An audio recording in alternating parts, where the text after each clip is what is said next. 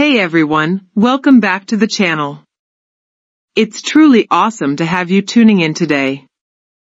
Before we dive into this absolutely mind-blowing topic, I just want to send out the biggest, warmest wish to every single one of you watching.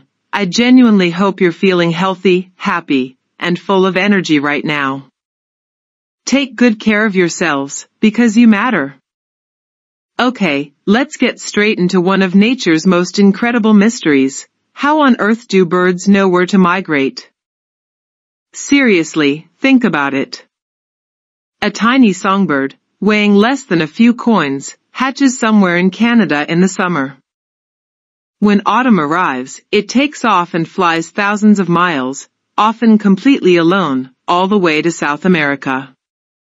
Months later, it flies back, not just to Canada, but often remarkably close to the exact same tree or bush where it was born. How is that even possible? It's not like they have GPS devices or maps tucked under their wings. This isn't just a random flight, it's a precise, often perilous journey repeated year after year, generation after generation. The answer lies in a mind-boggling combination of built-in instincts, incredible sensory superpowers, learning from elders, and maybe even a dash of cosmic navigation. It's like they have a whole toolbox of guidance systems working together perfectly.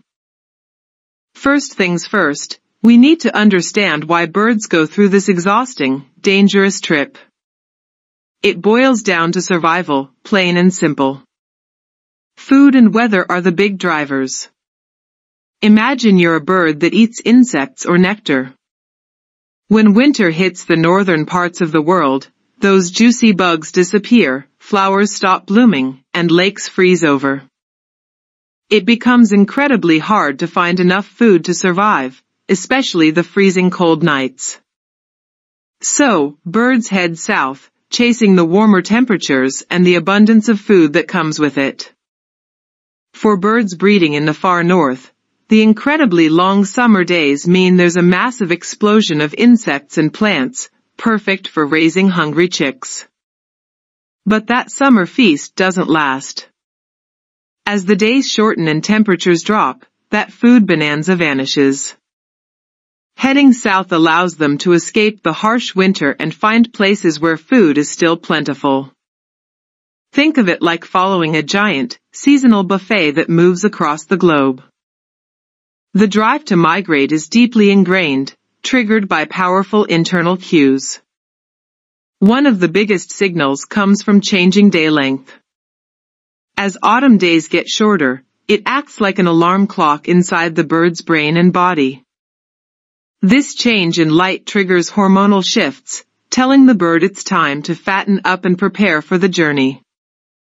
You'll see migratory birds eating almost non-stop, building up huge fat reserves, their fuel tanks for the long flight ahead.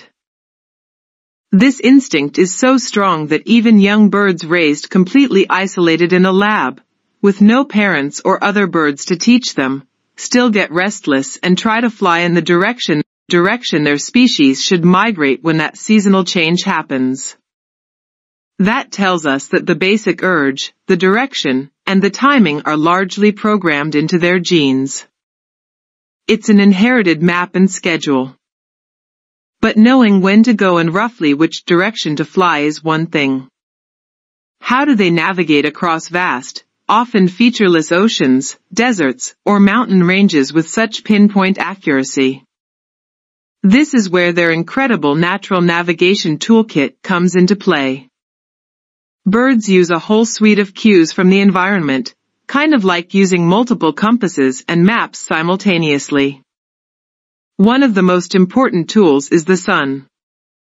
Birds can see the position of the sun in the sky and use it like a compass. But the sun moves across the sky throughout the day, right? So how do they account for that? Amazingly, birds have an internal sense of time, a biological clock.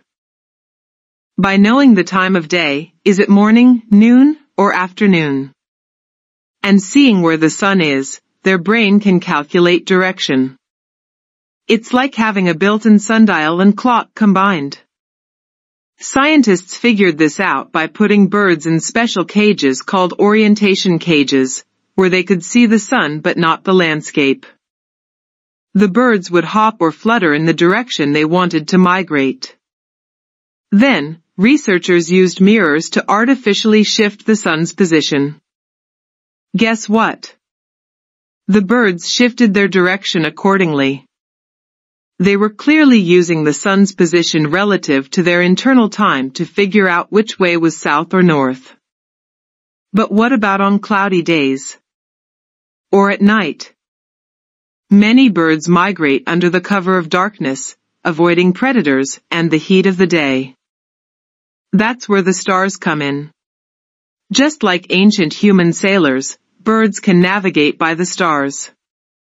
They seem to recognize patterns, particularly the constellations circling the North Star, Polaris, which stays relatively fixed in the northern sky.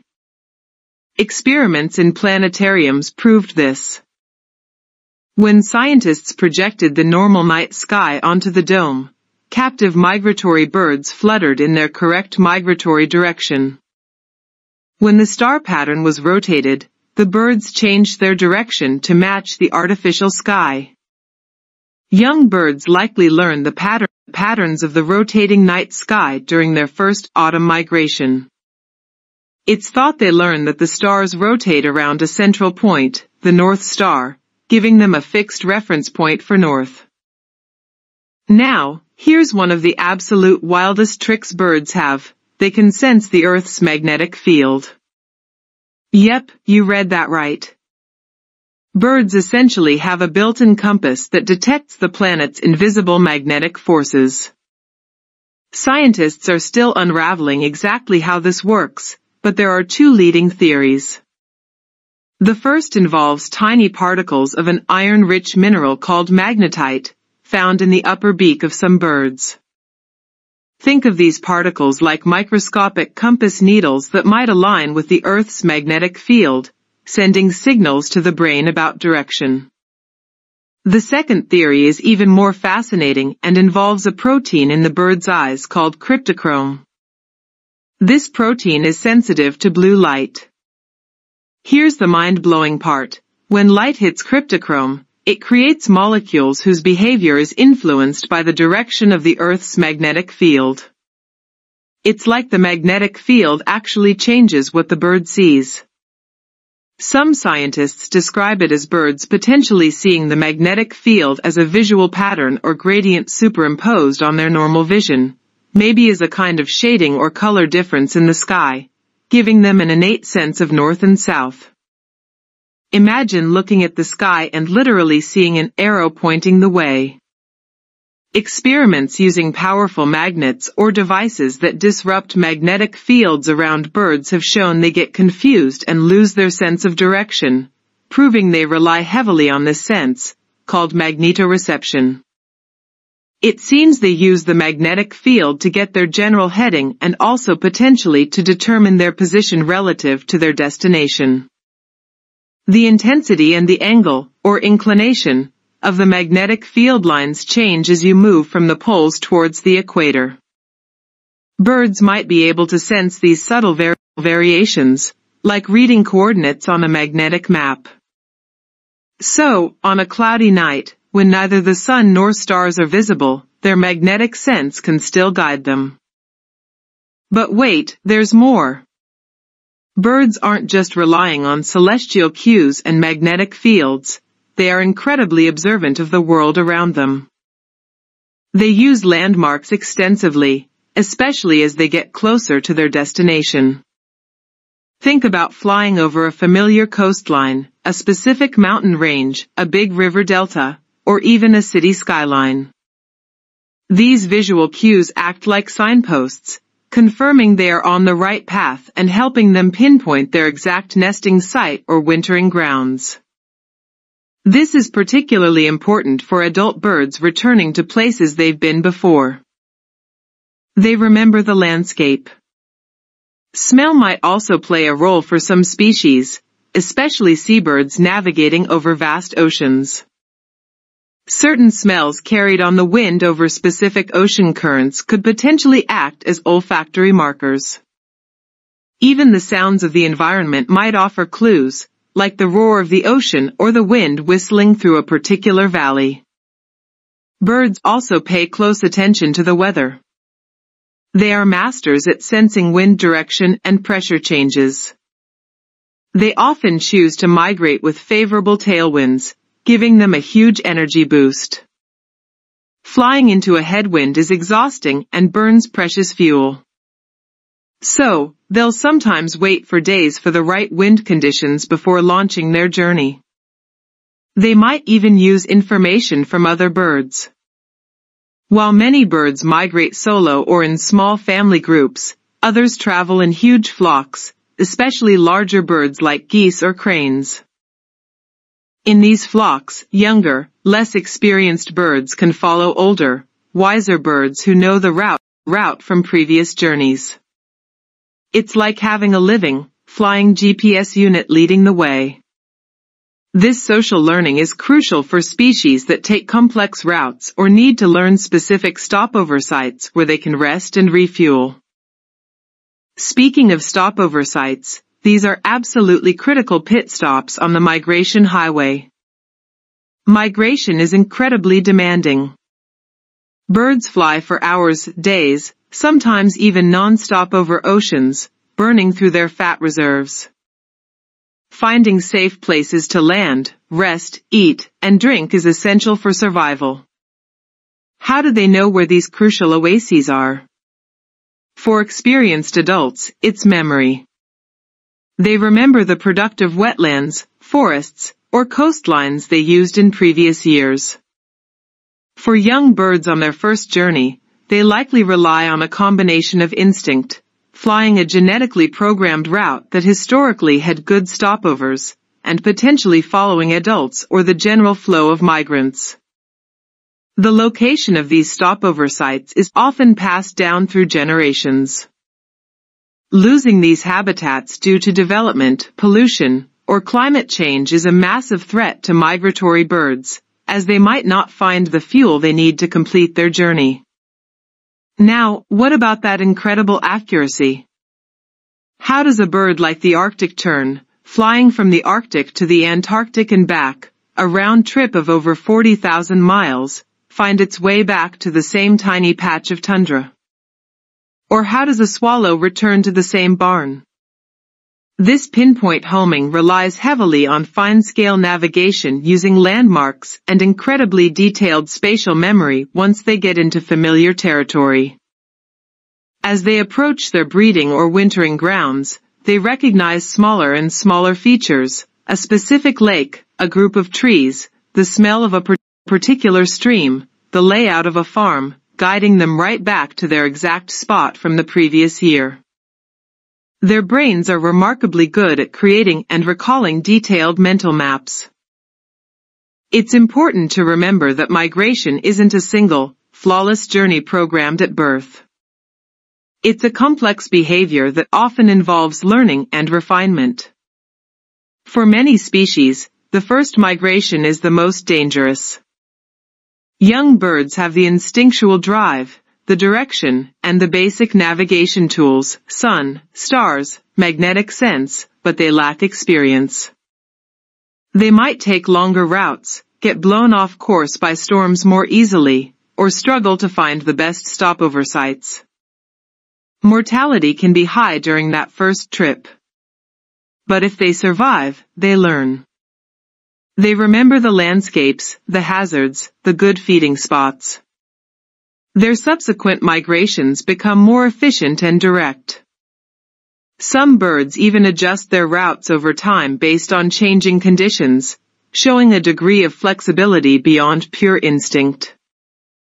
Genetics sets the foundation, the timing, the drive, the general direction, and the basic navigation abilities. Experience then layers on top, refining the route and improving survival chances. And let's not forget the sheer physical adaptations that make this possible. Migratory birds have incredibly efficient lungs and circulatory systems to deliver oxygen during strenuous flight. Their wings are perfectly shaped for long-distance travel, often long and pointed for soaring or efficient flapping. They undergo dramatic physiological changes before migration, building muscle, enlarging their heart, and packing on fat that can make up half their body weight. This fat is pure energy, slowly burned as fuel during the flight.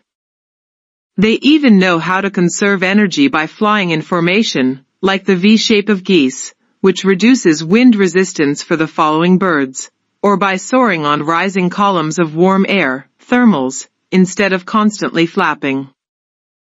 So, when you see a flock of geese flying overhead in a V formation in the fall, or hear the nocturnal flight calls of songbirds passing high above on a spring night, remember the incredible journey they are undertaking. They are tapping into an ancient, instinctual drive powered by a biological clock ticking with the seasons. They are reading the sun's arc across the sky, calibrated by their internal time. They are charting a course by the stars wheeling around the pole. They are sensing the invisible lines of the Earth's magnetic field, potentially even visualizing them. They are memorizing coastlines, mountains, and rivers. They are listening to the wind, riding its currents, and following the wisdom of elders. They are pushing their bodies to the absolute limit, fueled by stored fat, guided by an inheritance millions of years in the making. It's not one single thing. It's a symphony of biology, physics, and learned experience playing out on a global scale. They are tiny aviators equipped with nature's most sophisticated navigation suite, performing feats of endurance and precision that leave us in awe. The next time you wonder how a bird finds its way across a continent or an ocean, remember, it's carrying a map written in starlight, magnetic fields, and the very landscape itself, guided by an instinct as powerful as life itself. It's truly one of the most spectacular shows on Earth, happening right above our heads. Thanks so much for exploring this amazing phenomenon with me today. Stay curious, take care, and I'll see you in the next video.